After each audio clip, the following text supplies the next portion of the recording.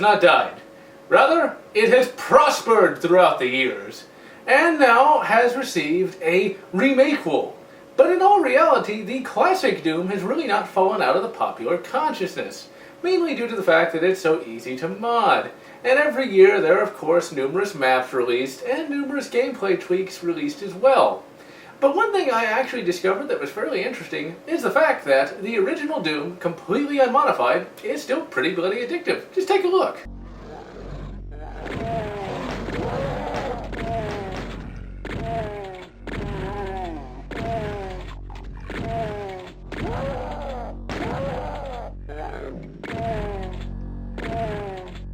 Throughout the years, a number of fans have asked me if I would ever go back to the classic unmodified Doom, and I always answered in the negative, thinking that it was too slow and the animations too limited, and I just thought that I'd played it far too much to have any fun with it.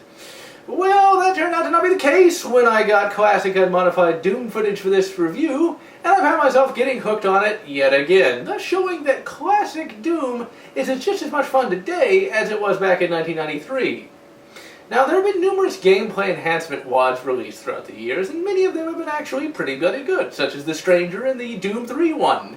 But really, all of these gameplay enhancement WODs have changed Doom too much. If Doom is great on its own, a mod that changes it to something just a little bit better or just a little bit more polished will make it greater still. And the mod that did that was, of course, Brutal Doom. Brutal Doom was created back in 2012 by modder Sergeant Mark IV, and Brutal Doom is a good example of balance. It keeps everything that was great about Doom, but injects several berserk packs into it. The moniker Brutal Doom is indeed an apt one. It is at its core base Doom, only made much more brutal. Considerably more brutal indeed. The gameplay changes are at their core rather simple. The running speed has changed a bit, and the guns are now a bit more accurate. Some of the sound cues are made to sound different and more meaty. The enemies have more frames of animation, and for the gore enthusiast, the game is far more gory, with limbs being blown off with grim abandon.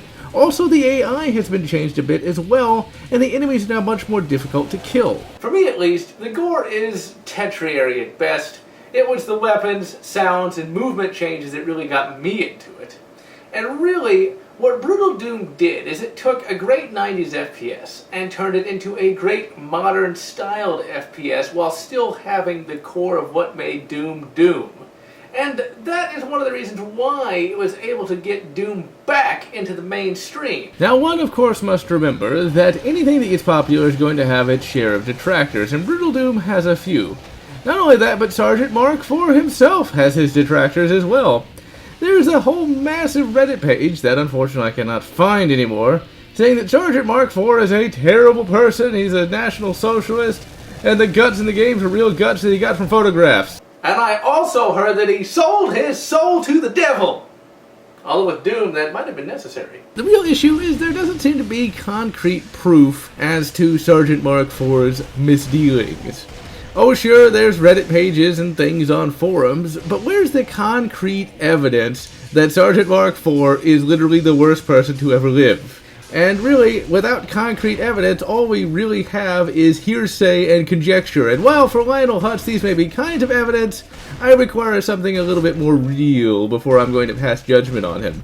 Even the major allegation of him using resources without crediting people is suspect, since there is a credit page. So yeah, either Sergeant Mark IV is the paragon of virtue or a prime evil. In all reality, who cares? At the end of the day, is Brutal Doom fun? Yes. So bloody well play it, and to hell, literally, with internet drama. Now in the past, I have reviewed Brutal Doom version 18 for CGR. But since then, we have finally reached Brutal Doom version 20, and what a ride it has been. Now, while version 20 is not that different from Brutal Doom version 18, there are a few minor changes here and there. We, of course, have the Mighty Boot that is retained from the previous versions. Like with the Project Brutality Mighty Boot, it's not all that useful, as it doesn't do a ton of damage. Taunts, of course, make their return, where you can tell enemies to go fuck themselves on a consistent basis. And you have grenades. And this is the first time grenades really showed up in Brutal Doom proper. and they are far more powerful than the grenades seen in Project Brutality. In fact, they're a little bit unbalanced, but then again, I never really had a problem with balancing issues. If I've got a weapon that's powerful, I prefer to use it, instead of simply complaining about it. You also, of course, have the executions. These are what really put Brutal Doom on the map in many respects, even though, to be perfectly honest, they're not all that useful. At least in my opinion, as the weapons are so powerful, it's much more fun just to go around shooting them all. But I have to admit that when you get roided up with a Berserk pack, it is rather fun to rip and tear huge guts.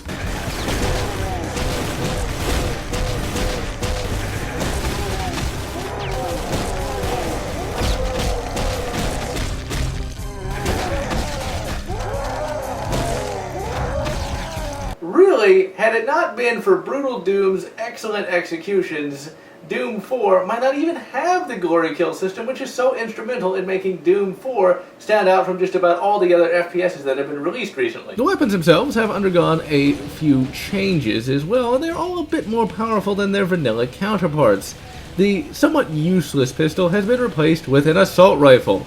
That is accurate and has plentiful ammo and is a great mainstay gun. And throughout the various versions, the sighting aperture has changed from ghost ring sights to basic iron sights. Next, we have the shotgun, and like in base Doom, it is the Hand of Ysmir! And it's capable of taking out just about everything, and still sounds so very orgasmic.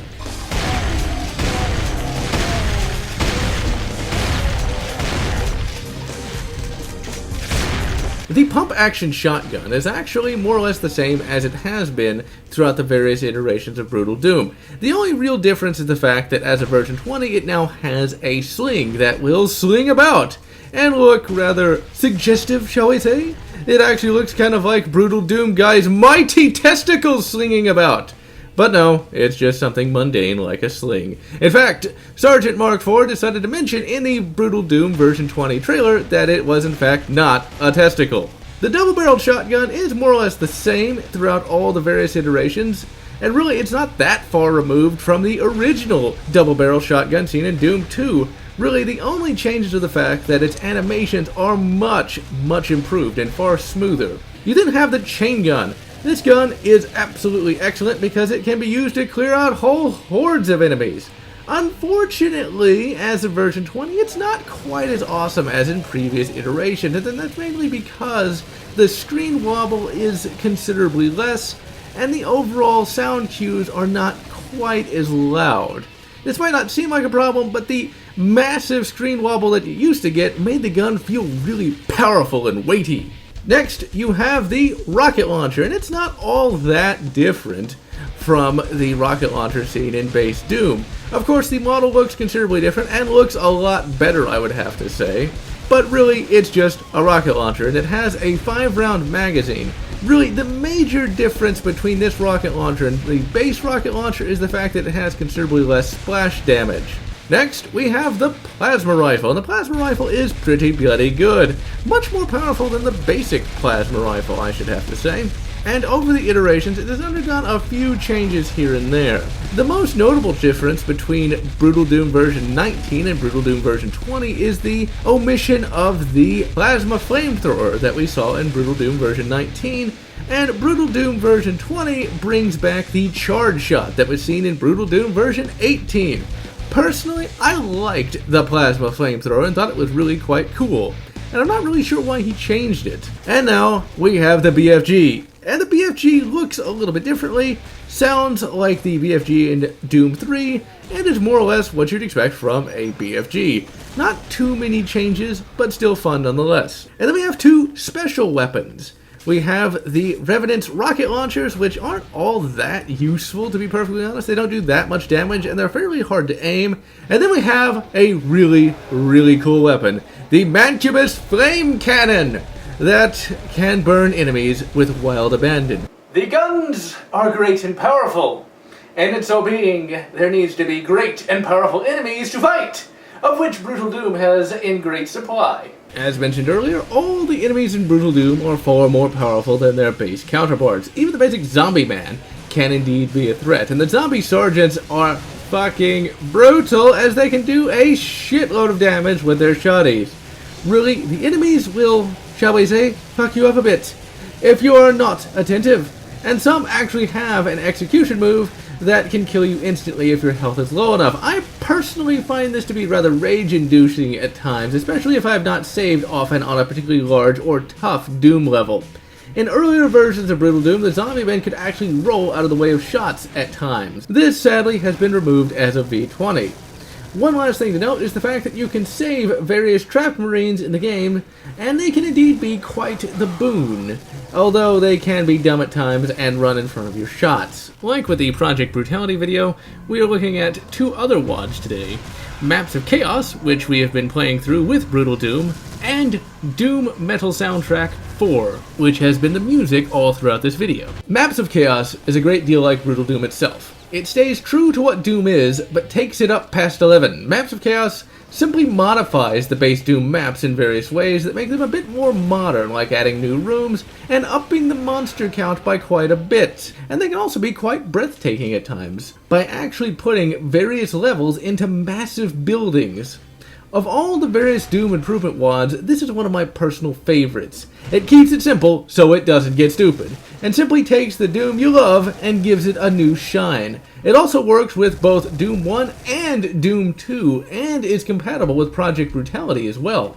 As for Doom Metal Soundtrack 4, this is the fourth arrangement of Doom Metal remixes, and there are multiple soundtracks for Doom, but this is probably one of the best, as it is the hardest balls-to-the-wall metal of the lot. And there are many times where I actually just turn down the sound effects and play Brutal Doom or Project Brutality with the soundtrack turned way up for the ultimate metal experience. Brutal Doom is probably one of the most important WODs to ever be released for Doom.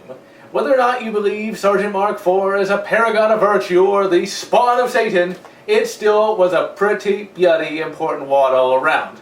It got Doom back into the popular consciousness, and it likely led to Doom 4 not being another bloody Kawa clone. And I highly recommend checking it out. And so, this is GeneralLotz wishing you good Wolfenstein New Order and good Shadow Warrior 2, or whatever makes you happy.